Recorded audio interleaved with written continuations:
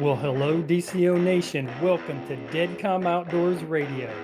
This is the show where the tide set the tone and the bite tells the story. We're diving into everything saltwater inshore kayak fishing, from lures and locations to weather, water, and winning tactics. If it helps you hook up on more fish, we're talking about it right here. So grab your paddle, check your drag, and here we go. Well, hello, DCO Nation, and welcome to Dead Calm Outdoors right here on the Outdoor Radio Network. My name is Chris, and this show is all about inshore saltwater kayak fishing. And before we jump into today's topics, I'd like to invite you guys to follow me on all of my social medias, Instagram, Facebook, Spotify, YouTube. If you are into the long-form videos and you like to catch some fishing adventures that I've been posting the last couple of weeks. The flounder bite has been absolutely on fire. I've been fishing Merle's Inlet, and I tell you what, I've been just going back there because it's been so fun just to hook up on all these fish. Not a lot of size to them, but the numbers are plentiful. So I just absolutely love it. So guys, go over there and check that out and send me a message. I got a message today, actually. I'm going to give a little shout out to NC Fly Guide. Shot me a message today, and he was in Merle's Inlet, and he said that he caught a 22-inch flounder on a 3-inch minnows from Z-Man. Absolutely awesome. He posted the picture. I got to see it. So congrats, NC Fly Guide, and I appreciate you sending me that message. Super cool to see. So guys, yeah, feel free to send me a message, DM me, whatever, Instagram, Facebook, and leave a comment on Spotify or YouTube. So let's jump into really a couple of topics. One, I need to kind of finish the topic from last week. So last week I was talking about, getting packed and ready for a trip out on the water, everything that I take, from clothing to boots to everything that was in and on the kayak. But there was definitely a few things that I forgot, and some real important things that I forgot. And I know a lot of you guys were probably thinking it in your head. And I did get some comments, and I was like, yes, you are exactly right. So I want to go ahead and almost make like an addendum to last week's show and add on some things to kind of finish and wrap up that show. But one of the most important things that I forgot is safety equipment. I am a huge proponent for safety equipment. And the very first thing is your PFD, okay? Your flotation device, life vest, whatever you want to call it. You have to wear it. One, you will get a ticket out on the water if DNR sees you without your life vest. I don't know if you have to actually be wearing it, but it has to be on your vessel.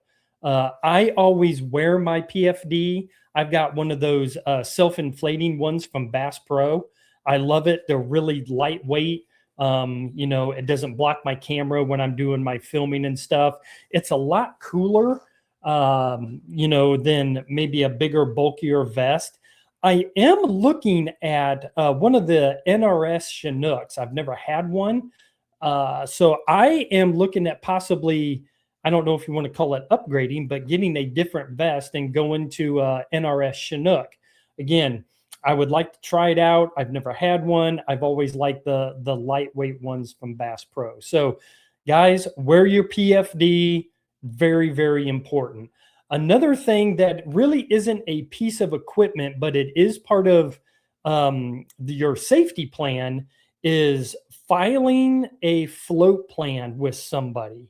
So anytime that I go out on the water, I always tell my wife, hey, I'm launching from here. I'm launching from Oyster Recycling at 6 o'clock in the morning, and I will be off the water at noon. That way, if anything would ever happen, at least it gives them a place to start looking. Hey, he launched from here. He said he was going to be back at noon, and at least they've got a place to start. Most of the time, if I am going to be later than noon or maybe 30 minutes to an hour later than what I told my wife, I will actually call or text her and say, hey, I'm still out on the water. I should be home in about an hour.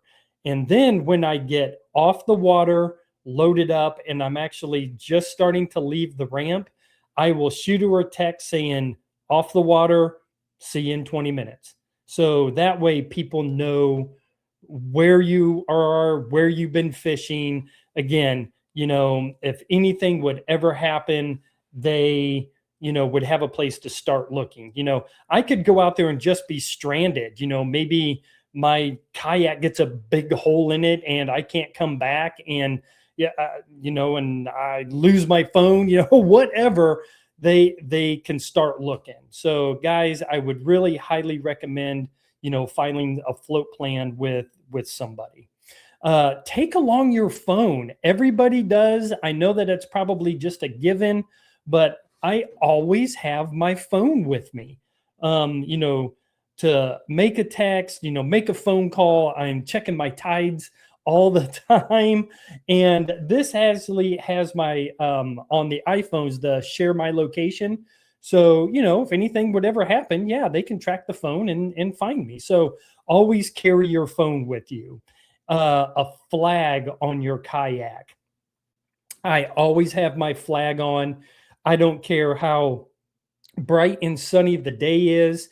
That movement of the flag will catch people's eyes before they see the boat. Movement will draw somebody in. So I always have my flag on my kayak.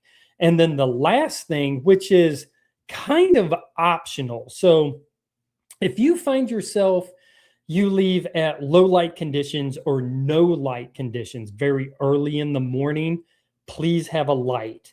On top of the flag that I have, I've got the Yak Attack flag, the Visa flag, and it has a 360-degree white light on it.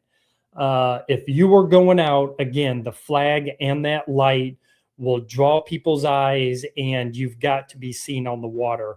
These little bitty kayaks, a lot of them are, gray in color or blue camo in color.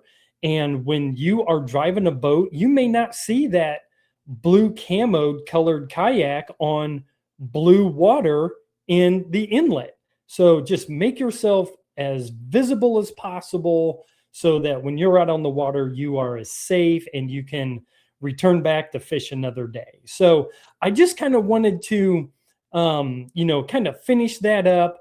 A couple of guys texted me and messaged me and said, hey, you forgot a PFD. And you know what? You guys in DCO Nation, you guys are on top of it. And I was like, you're exactly right. I did not mention it, but that is equipment that I have. So I wanted to at least, get into it, finish it up. So, yep, guys, now we can call it closed and we can move on. So today's topics, we've only got a couple more minutes in this segment, but I'm going to go ahead and kick off. So this week's topic, I wanted to talk summer redfish patterns, things that have kind of worked for me in the past, things that I'm starting to see. There are some new regulations coming on in South Carolina. We've been talking about it.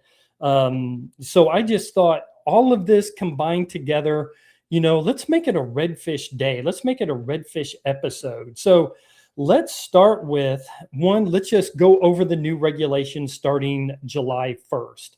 So starting July 1st, the new slot limit for a keeper redfish is 18 to 25 inches, one per person per day, or if you're on a boat, it's two per boat per day.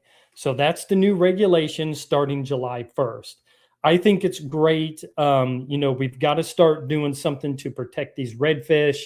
They're just getting a ton of pressure just because of the increase in population and the people out here fishing right now. So yeah, let's protect our resources the best we can. So when we do go out and target and catch this great game fish that, you know what, pound per pound, it pulls harder than anything. The fight is relentless. I absolutely love it. When they hit it, the drag screams, you know, instantly you've got a redfish and the fight is on. So let's talk about the early morning. So early morning, I like to see, or I usually go onto the flats.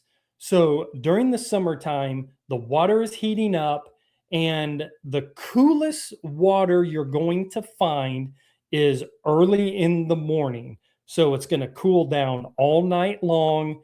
And so the flats is where I like to head to first, especially on, you know, like an incoming tide. I'll go move to the flats and I will start targeting these redfish. So move on to grass flats, look around oyster bars, okay? Oyster bars, they're gonna cool down, but yet they're gonna heat up quicker also. So oyster bars in the morning is a great place to target these fish. Shallow shorelines around creek mouths where they start to drop off. So we'll talk about those drops off, you know, a little bit later on. But as I was kind of thinking about it, you know, these redfish, they're going to slide up shallower because it's going to be a little bit cooler up there in the morning to attack some shrimp or some crabs and stuff like that that's moved up. So, you know, these shallow areas, you know, where they're feeding on shrimp, crabs, finger mullet, that is where they're going to be. Some of the lures that I like to throw early in the morning, I've got them all right here. So if you guys want to check out these lures, you know, go over to YouTube or Spotify and you can check out the video portion. But a topwater early in the morning, absolutely love during the summertime. This is the Mirror Top Pup. It's the red head, so it's got a red head, white body. Absolutely love that. Second, paddle tails. This is the Z-Man. This is the 4-inch diesel minnow. There's also the 3-inch minnows. Those are the two that I absolutely love. You know, keep throwing those around. Spinner baits and chatterbaits. You know, I'm rigging up some chatterbaits right now because I'm going to be heading out. And so, yeah, chatterbait with a little trailer. Absolutely love those in the morning. And see, oh, gosh, how can I even forget? Because I haven't even talked about them. Shrimp patterns. So this is the Z-Man Prawn Star. You've got the voodoo shrimp. This is the weedless voodoo shrimp. And then here is the rattle voodoo shrimp right here. So guys, that is the end of the first segment. Don't go anywhere. We're just starting to touch on these summer patterns for redfish. You're listening to Dead Calm Outdoors right here on the Outdoor Radio Network. Well, welcome back, DCO Nation. I appreciate you guys sticking around. In that first segment, we kind of finished up talking about some safety equipment that I never touched on last week. Kind of went over the PFD, filing a float plan, taking your phone, a flag, a light. So just kind of wrapping up last week. And then we just started to touch on these summer redfish patterns, which is really what I wanted to dive into this week. So starting early morning, you know, shallow water. I love the grass flats. Absolutely. That is where I usually make my run first. So midday during the summertime, this is when the water temperatures really start to climb up. When you start looking at these air temperatures that are mid to upper 90s, if you're in South Carolina, the Gulf states, Texas, where, you know, it'll get to be 101, 102 degrees, heat index of 109, 110. It's brutal. And these redfish are going to look for protected areas and cooler areas just like us. When we're out in the beating sun, when I'm out working in the yard and, you know, and it's 95 degrees and I want to cool off without coming inside, you know, what do I look for? I look for shade. I look for some wind. I look for cooler areas like that to try to get out of the sun. And that's what these redfish are going to do. So if you can kind of keep that in the back of your mind, relate yourself to how redfish are feeling in that hot water. So look for creek channel edges. So I mentioned in that first segment, creek mouths next to drop offs. This is what I'm talking about, because as the water starts to warm up a little bit, these fish will drop off into deeper water looking for that cooler water. So the deeper the water goes, the cooler it's going to be. And these fish will move to cooler water that's only 2 or 3 degrees cooler. They are going to get as comfortable as they can. And that may be a depth change of 2, 3, 4, 5 feet. So look for those channel edges. Docks. I absolutely love fishing docks. I've said it many, many times. Summertime dock fishing is fantastic. The shaded areas, you get some current rips around some docks. Don't pass up these docks, especially, there are some areas that I'm thinking down in Charleston right now that right at the end of these docks is a channel drop off where it'll go, from 1 foot all the way down to 5 foot to 10 foot at that drop off. Those are prime areas. So now you're mixing and picking up two structure patterns in one area off a dock, the shade and the drop off into cooler water. Oyster bars. So the anatomy of an oyster bar is basically like a big mound. On each side of that oyster bar, there's usually a deeper area.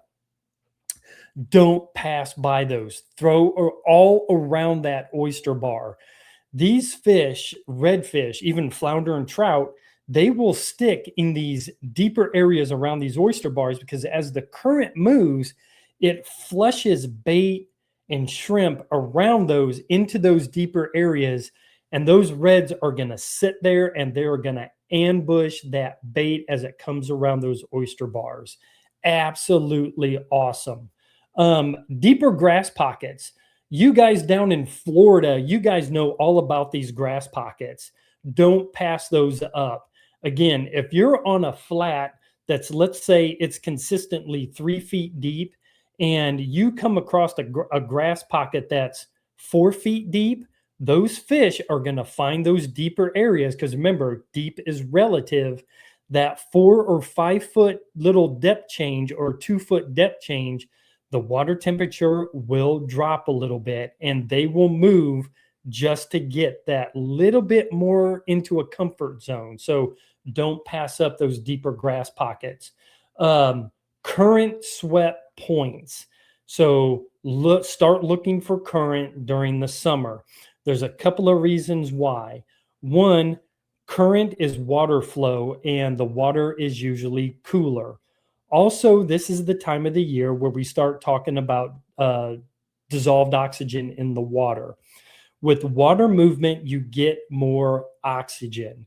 As the water heats up, there's less oxygen in the water for these fish. So these fish are going to congregate around these current swept points. I'm already thinking about some of these grass points in Murrells Inlet that I'm going to be hitting because as it's swept around a grass point on the backside, they can kind of hang right in there, take advantage of the oxygenated water, that eddy where it kind of churns it up right there. Bait's being swept around, it's getting churned up in that washing machine and drag something on the bottom to around those points to pick up some of these fish. Again, not only redfish, but trout and flounder are going to be around these current swept points also. And, finger mullet's going to be there, shrimp, crabs, everything loves that because they're all looking to get comfortable as well, not just these big predator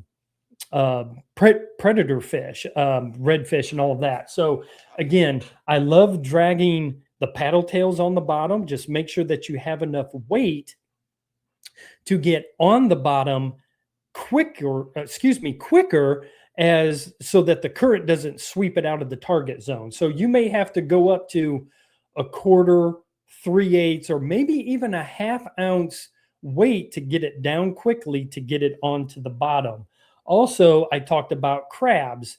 So here's a kicker crab. I love throwing that kicker crab. And again, keel weight this thing, get it on the bottom pretty quickly as it sweeps around the corner. And last but not least, I said it again, a shrimp pattern. So get them on the bottom. That is the key. Don't let the current sweep it away from your target area. So let's talk about some incoming tide patterns. So one of the strongest summer patterns is fishing really the first half of the incoming tide. That's where I love it. So that's where a lot of this cooler water is going to be, because it's not being heated up from being sitting in the estuary all day long. So that first half of the incoming tide is one of my favorites. Okay. So shrimp, bait fish, as the tide is coming in, they're going to be flushed into the grass. That's why at the beginning I said I love going up onto these grass flats first thing in the morning, incoming tide, because shrimp and little bait fish, I'm holding up, a little 3-inch minnows here up into the screen. These little bait fish and shrimp, they want to be protected. They don't want to be eaten by these predator fish. So as the tide's coming in, they're moving into the grass. So when I am fishing these grass flats, I will fish these paddle tails weedless. I use a Texas eye, or maybe something keel weighted like an Owner 1/8 ounce weedless hook, and I'll throw it up into the grass and throw it along the grass line, because that's where a lot of these redfish are going to be staged up looking for this bait. Okay, because redfish are going to follow right into the grass as the grass starts to flood. You guys have seen it. These redfish will get up in there in a foot of water or less and hunt these crabs, little fiddler crabs, little shrimp, grass shrimp up into that flooded grass. Get up in there. One of my favorite sight catching fish that I've ever had was on a flooded grass. It was only a couple of feet deep. I kind of floated up into this area, and I had a paddle tail. It was actually a matrix shad, which I don't have any at this point, and it was on a 1/16 ounce Owner weedless.